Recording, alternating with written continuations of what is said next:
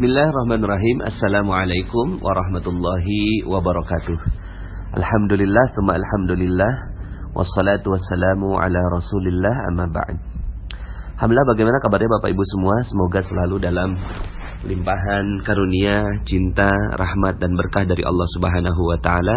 Sehingga saya doakan dari hati saya yang paling dalam agar Anda semua semakin disayang, semakin dicinta, semakin dimuliakan oleh Allah Subhanahu wa taala, dan kehidupan Anda menjadi kehidupan yang penuh barokah. Amin ya rabbal alamin. Bapak Ibu, dalam kesempatan kali ini saya ingin menyampaikan materi tentang disiplin kata, ya. Disiplin kata. Sebenarnya sebelum menyampaikan materi ini saya sudah menyiapkan materi berjudul perusahaan Allah, ya, perusahaan Allah. Tapi kayaknya perlu, ya, ada selipan materi tentang disiplin kata untuk menjelaskan tentang satu hal, ya.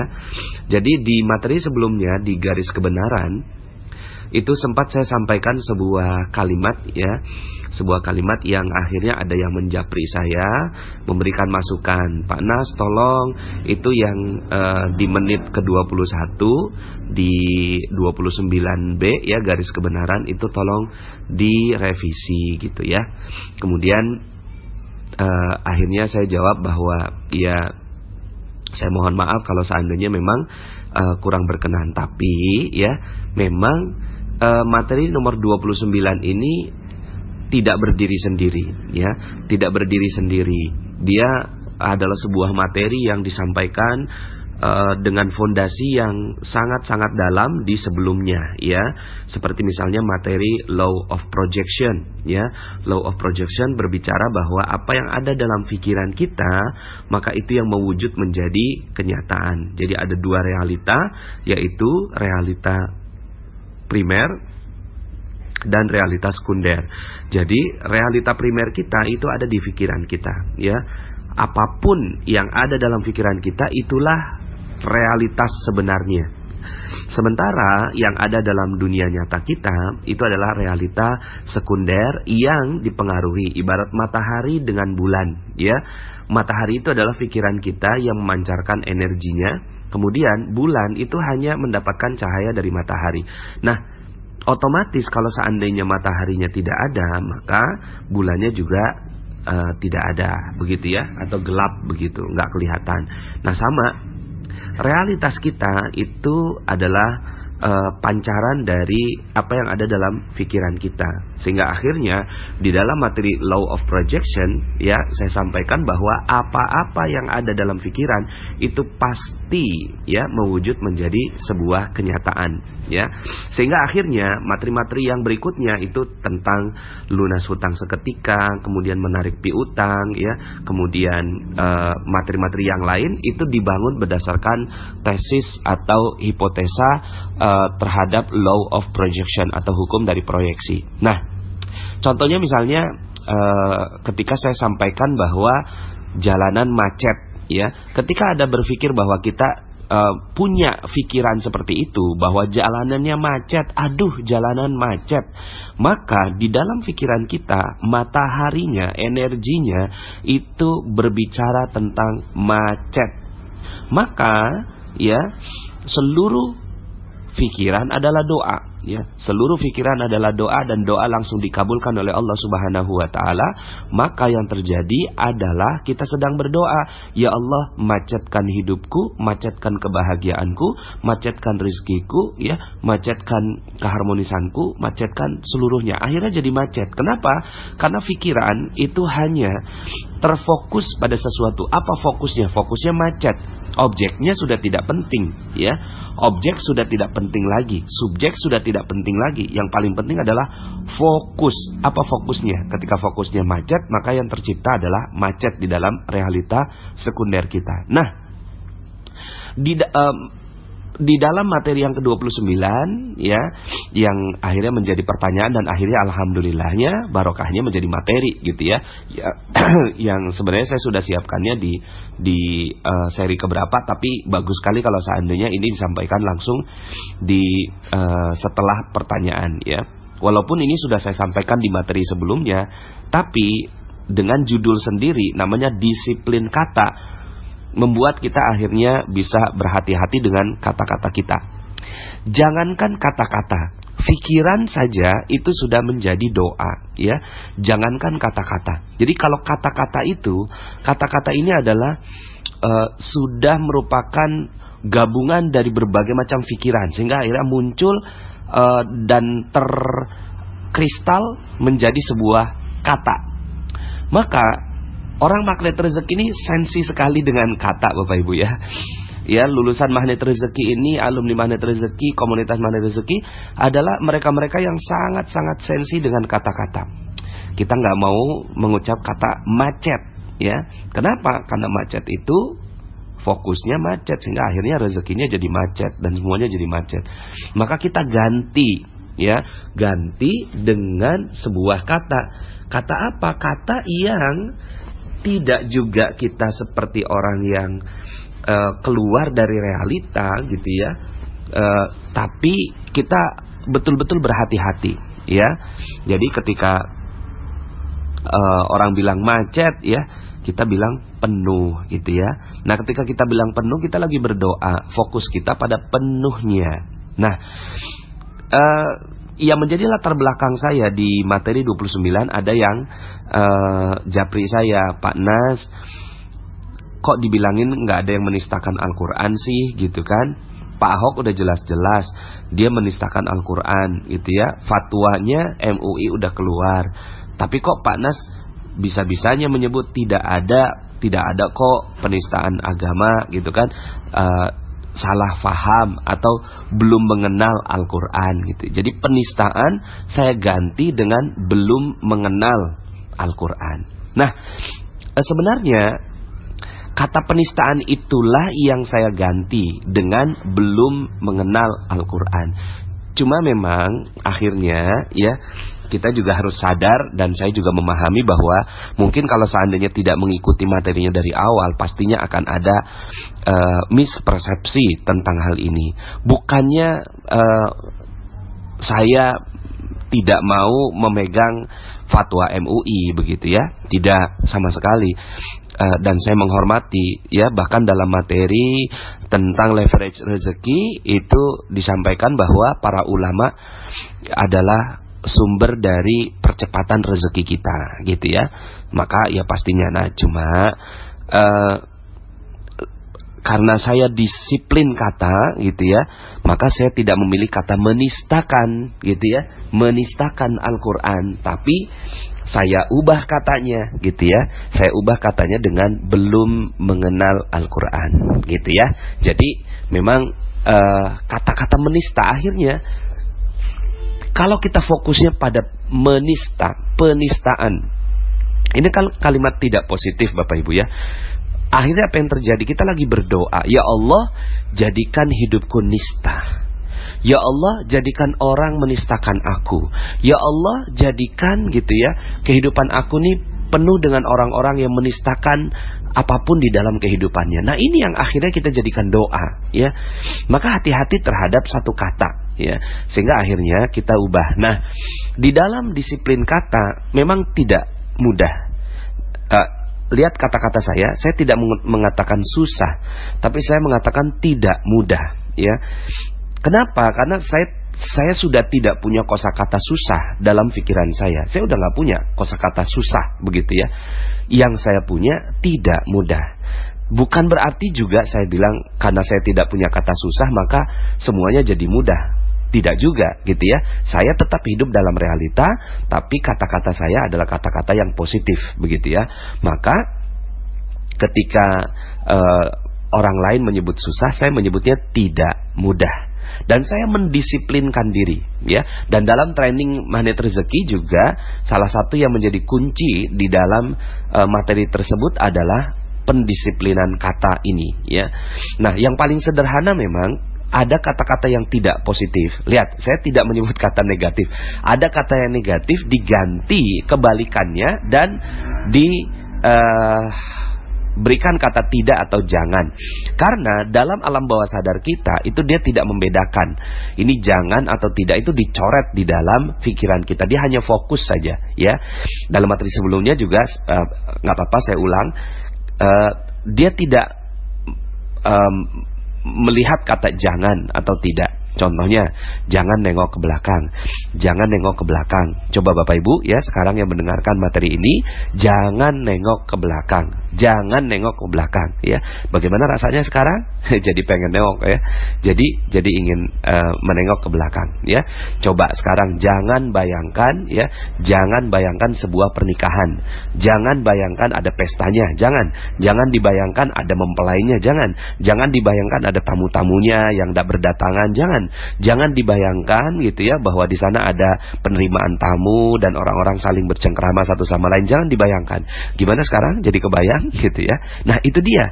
Ya, kita pengennya sih ya nggak kebayang, tapi energi, setiap energi itu dia memantik di dalam pikiran kita, terpantik, tercipta, lalu kemudian akhirnya dia menjadi energi ya. Nah, maka ketika kita mengucapkan apa yang ada dalam pikiran kita ya, seperti tadi sulit, maka itu jadi energi sulit. Maka dia naik ke atas langit. Nah, kalau diganti jadi tidak mudah, nah maka tidaknya dicoret ya.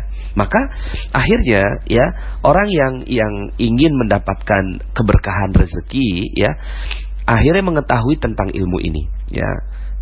Salah satu bentuk perisai rezeki adalah kata-kata yang tidak positif. Ini adalah perisai rezeki ya. Aduh, saya mah cuma orang miskin. Nah, miskin di sini ya adalah sebuah kata yang tidak positif. Gimana caranya? Ya, saya belum kaya. Enggak apa-apa ya, karena fokusnya di kaya. Ketika saya jelaskan tentang materi hutang lunas seketika, ketika kita fokusnya, aduh saya utang, ganti apa ya utangnya, apa ya kata lain dari utang yang lebih positif ya, maka kita sebut sebagai amanah gitu ya. Ya, jadi utangnya tetap ada ya secara realitas sekunder, tapi di realita primernya, di pikiran kita itu sudah hilang.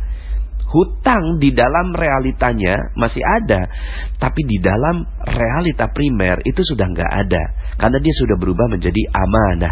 Nah, amanah ini jauh lebih positif, jauh lebih produktif, jauh lebih berenergi, dan jauh lebih memberikan dampak yang lebih baik dalam kehidupan kita ya. Sehingga akhirnya mulai dari sekarang kita betul-betul harus mengubah. Jangan sampai ada sebuah kata yang tidak positif keluar dari pikiran kita ya. Jangan sampai ada ya yang tidak positif. Lihat kata-kata saya, jangan sampai ada yang tidak positif. Bukan saya bilang jangan sampai ada yang negatif. Tetap saja kalau kita bilang negatif, akhirnya ya terpantik juga itu negatif ya. Nah, ini kan latihan ya Bapak Ibu ya. Jadi berat banget sih ya kerjaan ini, ganti jadi tidak ringan gitu ya. Wah, saya mah benci banget sama orang itu, ganti saya tidak suka gitu ya. Kemudian negatif diganti jadi tidak positif. Sakit diganti kurang sehat ya. Kemudian bete, aduh saya mah bete banget gitu ya, ganti dengan kurang nyaman ya. Kemudian sial gitu ya, ganti dengan tidak beruntung atau kurang beruntung atau belum beruntung gitu ya.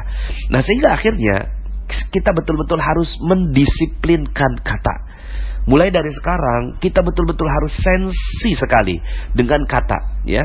Karena satu kata itu adalah sekali lagi dia adalah kristalisasi dari pikiran. Jadi ada pikiran-pikiran yang ada dalam pikiran kita gitu ya, terus kemudian mengkristal menjadi sebuah kata. Ketika saya sebutkan pernikahan, maka langsung semua ya, apa yang saya sebutkan pernikahan ya, apa yang ada dalam pikiran Anda sekarang ketika saya sebutkan pernikahan, maka semuanya terbayang gitu ya.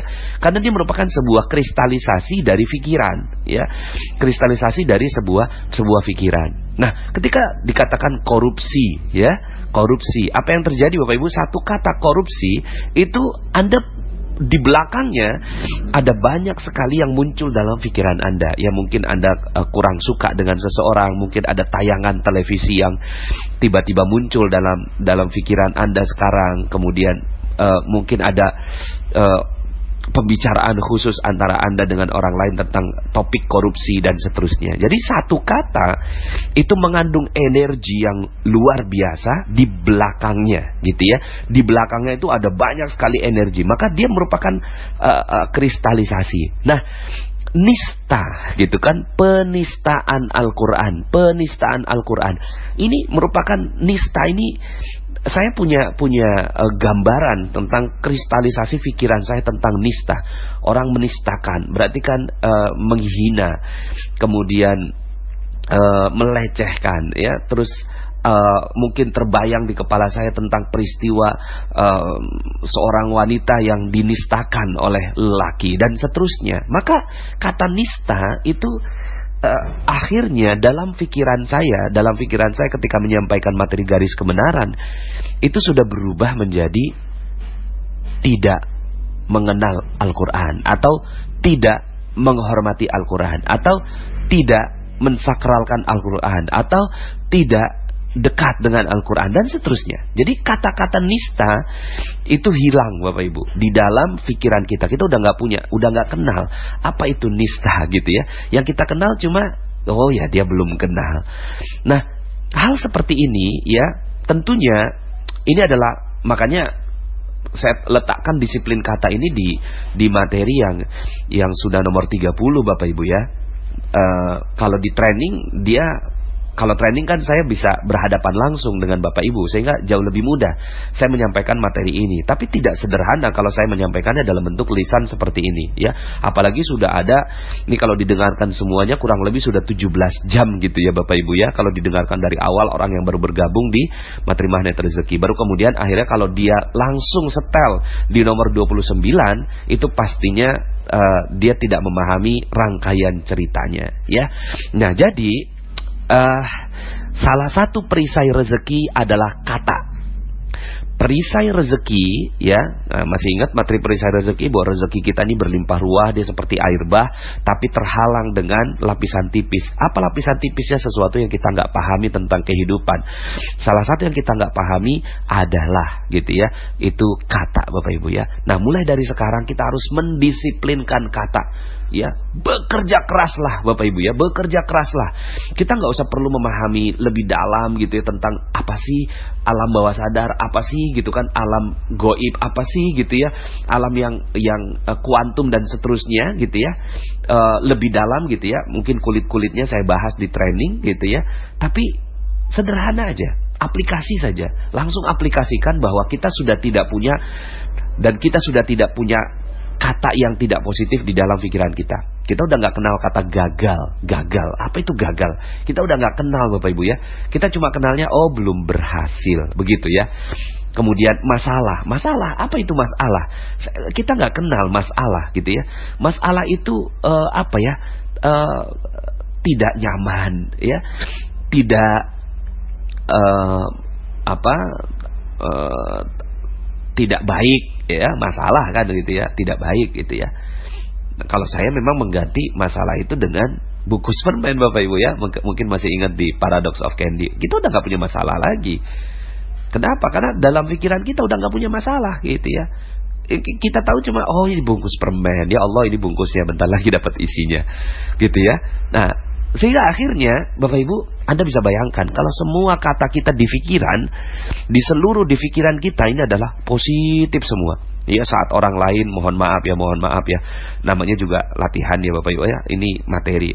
Saat orang lain mudah sekali ngomong goblok gitu ya, kita tuh udah nggak punya kata-kata itu gitu ya. Dia kurang cerdas, begitu aja gitu ya.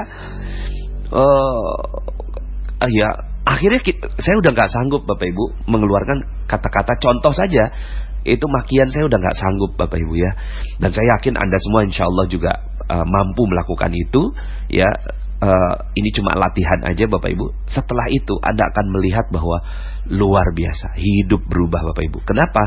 Karena kata-kata kita sudah berubah, kata-kata kita sudah berubah, sudah tidak ada kata yang tidak positif, ya.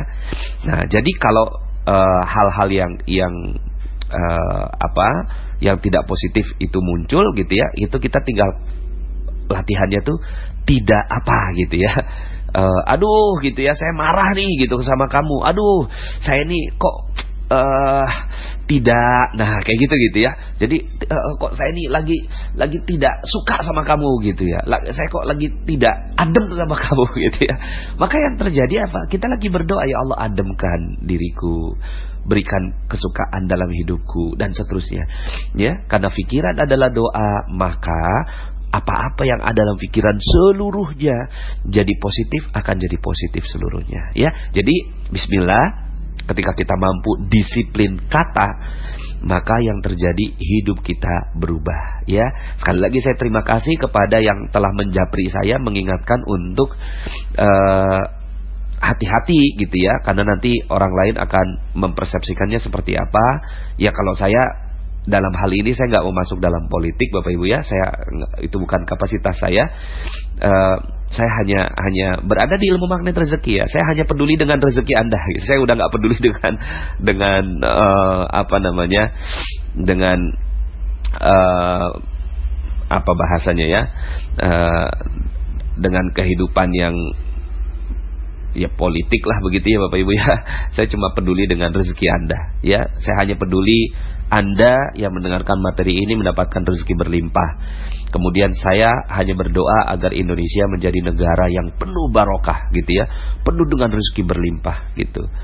Itu yang ada dalam pikiran saya, dan saya tidak ada berpikiran macam-macam, dan saya juga tidak melihat bahwa orang ini berbeda. Semuanya satu. Di dalam dunia kuantum kita satu, sama dan terhubung. Mau dia benderanya merah, putih ya, hijau, kuning, biru, itu semuanya sama di hadapan Allah Subhanahu wa taala. Dan ilmu magnet rezeki ini untuk membuat kita satu, sama dan terhubung Bapak Ibu ya. Jangan biarkan ada satu kendala ya, ada satu topik gitu ya. Nah, saya tadi kendala sempat muncul Bapak Ibu. Nah, kemudian saya rubah dengan satu topik yang berada dalam media kita. Lalu kemudian kita jadi terfokus sekali ya dengan hal tersebut ya. Jadi berlatihlah ya, sama saya juga berlatih. Yuk sama-sama kita fastabiqul khairat, sama-sama kita berlomba-lomba dalam kebaikan gitu ya, berlomba-lomba dalam melatih kata yang ada dalam diri kita ya. Cuma memang akhirnya orang magnet rezeki ini kelihatan aneh kan ya, kelihatan aneh, kelihatan tidak. Nah, aneh saya ganti Bapak Ibu, kelihatan tidak seperti orang kebanyakan begitu ya, kelihatan tidak seperti orang kebanyakan ya. Bismillah aja gitu ya. Karena kita mau dapat rezeki yang berlimpah ya. Di dalam Al-Quran itu Allah sebutkan, di dalam surga itu sudah tidak ada kalimat yang tidak positif, seluruhnya positif. Illa qilan salaman salama ya. Tidak ada kata yang terucap di surga illa qilan salaman salama, kecuali semuanya hanya mengucapkan salaman salama, positif demi positif ya. Akhirnya Bapak Ibu, ketika kita mau gaya hidupnya seperti di surga ya, di surga semua yang dimau ada, rezeki berlimpah ruah. Ya udah, kita tinggal hidup gaya di surga Bapak Ibu. Di dunia kita gaya hidupnya gaya hidup di surga. Seluruh kata-kata kita yang keluar di dalam kehidupan kita hanya yang positif saja ya. If you change your word, you change your world ya. If you change your word, you change your world. Kalau Anda merubah kata Anda, maka Anda akan merubah dunia Anda ya. Nah, kemudian terakhir, kok di dalam Al-Quran banyak kata-kata yang tidak positif Pak Nas gitu ya, seperti mengancam masuk neraka, orang kafir dan seterusnya. Nah Bapak Ibu, seperti yang saya sampaikan dalam materi cermin ajaib, bahwa itu adalah cermin ya. Ketika kita lihat cermin, apakah semuanya bagus? Ketika kita membuka misalnya kita cemong-cemong ya Bapak Ibu ya, mukanya lagi tidak rapih begitu ya, rambut jatuh begitu ya, terus kemudian nggak tersisir ya, kemudian ada kusut-kusut begitu ya. Nah, kemudian ketika kita bercermin, apa yang kita lihat di sana? Yang kita lihat adalah ya wajah yang tidak rapi Bapak Ibu. Maka fungsinya cermin adalah untuk membuat kita jauh lebih baik lagi. Nah, Al-Quran ya fungsinya untuk membuat kita menjadikan itu sebagai cermin. Ya, ketika disebutkan itu ada orang kafir, zalim, fasik, kemudian diancam masuk neraka gitu kan, alangkah jeleknya gitu ya, dan seterusnya, itu adalah upaya Allah membuat kita sebagai cermin. Oh iya, ini dia. Oh iya, saya sedang bercermin gitu ya. Jadi Al-Quran adalah cermin ajaib. Jadi kalau ada kata-kata yang tidak positif, tujuannya bukan untuk kita tiru ya, tujuannya adalah untuk menjadikan dia sebagai cermin bagi kita. Jadi siap Bapak Ibu ya, kita mendisiplinkan kata. Ketika kata kita semuanya sudah positif, maka sebentar lagi rezeki Anda akan berlimpah ruah datang pada diri Anda ya. Oke, sampai jumpa dalam kesempatan materi berikutnya. Saya Nasrullah, terima kasih.